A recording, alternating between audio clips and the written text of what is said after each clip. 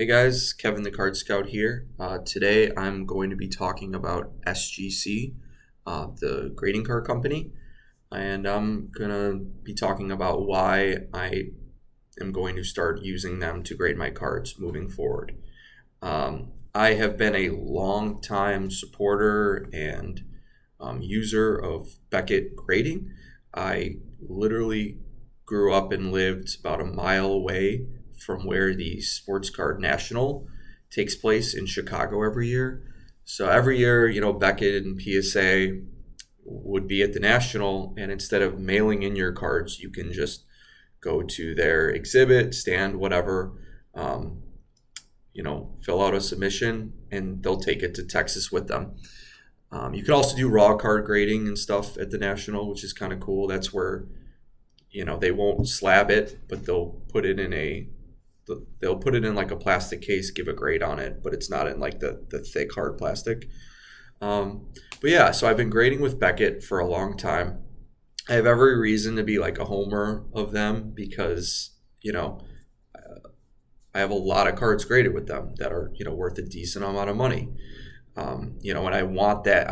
You would think, it's easy to think like you'd want, the company you grade with to be a reputable company, because their name is all over your expensive cards. And I still like BECKETT, and I still think they're a trustworthy company. But I feel like they've missed a few opportunities that I think SGC has really taken advantage of and, starting to win me over. As some of you may know, some of you may not, SGC just recently came out into the spotlight in the grading community during this COVID-19.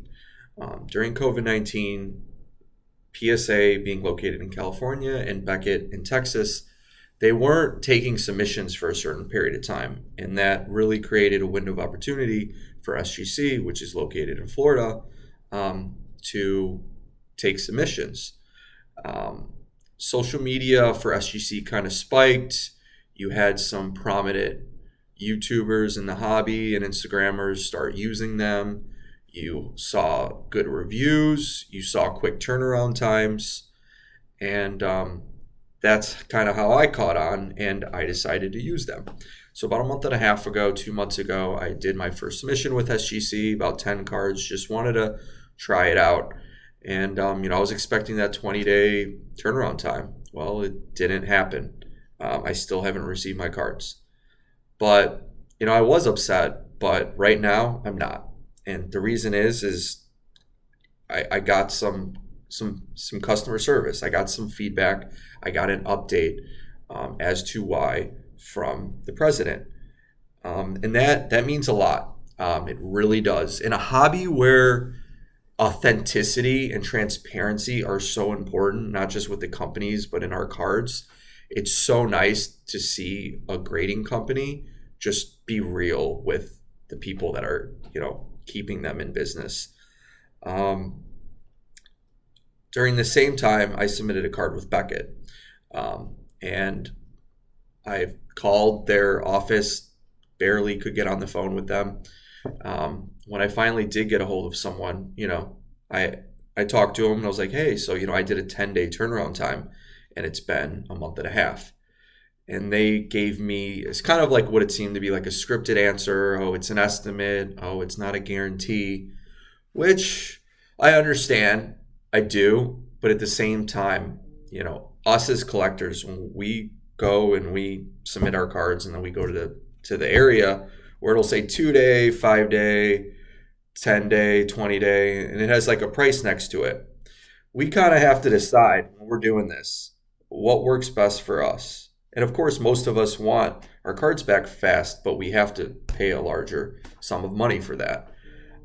So when we decide to go with the 2-day, the 5-day, the 10-day, that number 10, that number 2, in respect to the return time, that is swaying our decision of like how much we're paying that company. So I do feel like it does matter. I do feel like words matter, and what your pricing matters and how you price it.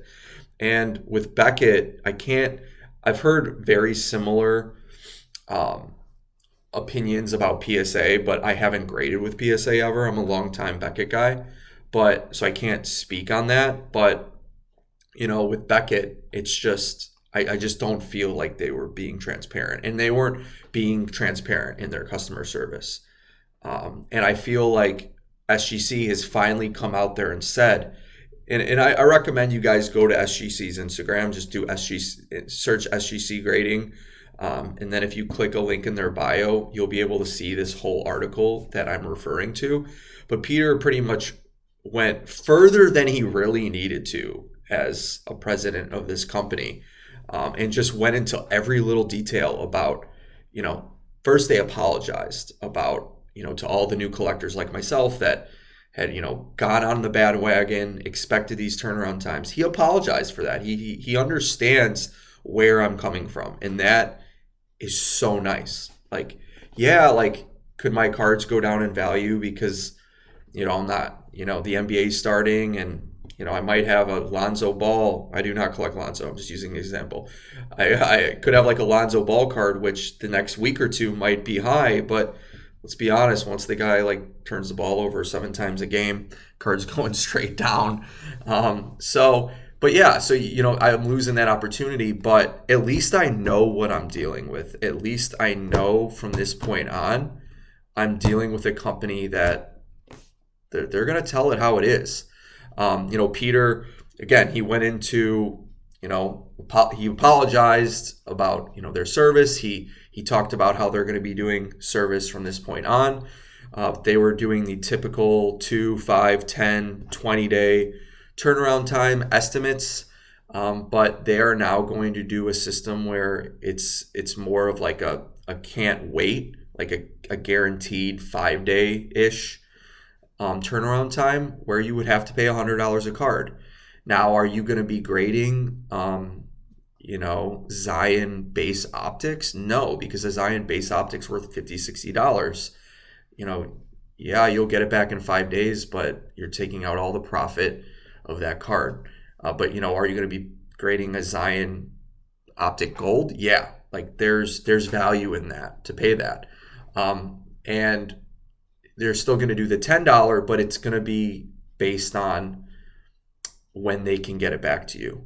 He mentioned they're going to get back to you as soon as they can, but it'll be in line, and what to expect now. So if you do that, you do choose that $10 service, you might not have your cards for a few months, but at least that going in, and you're not under the impression of thinking it's going to be anywhere near that 20-day timeline.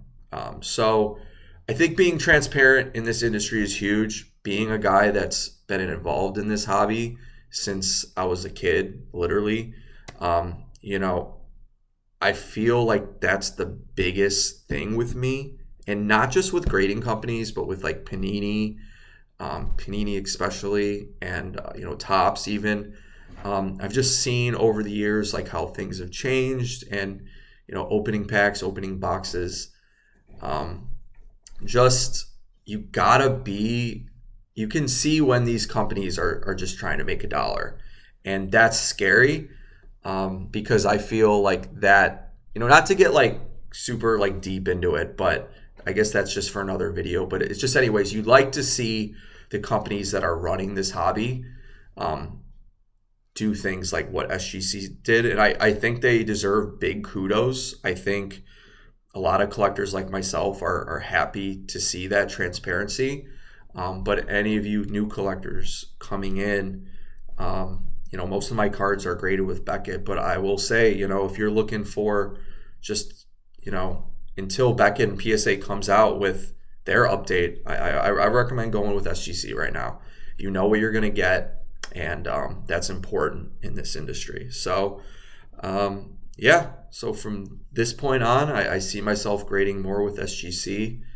Now, I do hope that I hear something from Beckett as well that's along the lines of what SGC is doing, but you never know. Thanks for listening. This is just my opinion.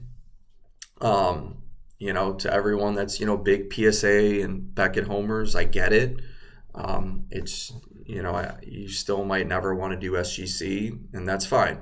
But I just feel like I needed to kind of go out there and just give SGC some kudos for just being transparent. It's refreshing. It really, really is. So, all right, guys, thanks for watching my video. Take care.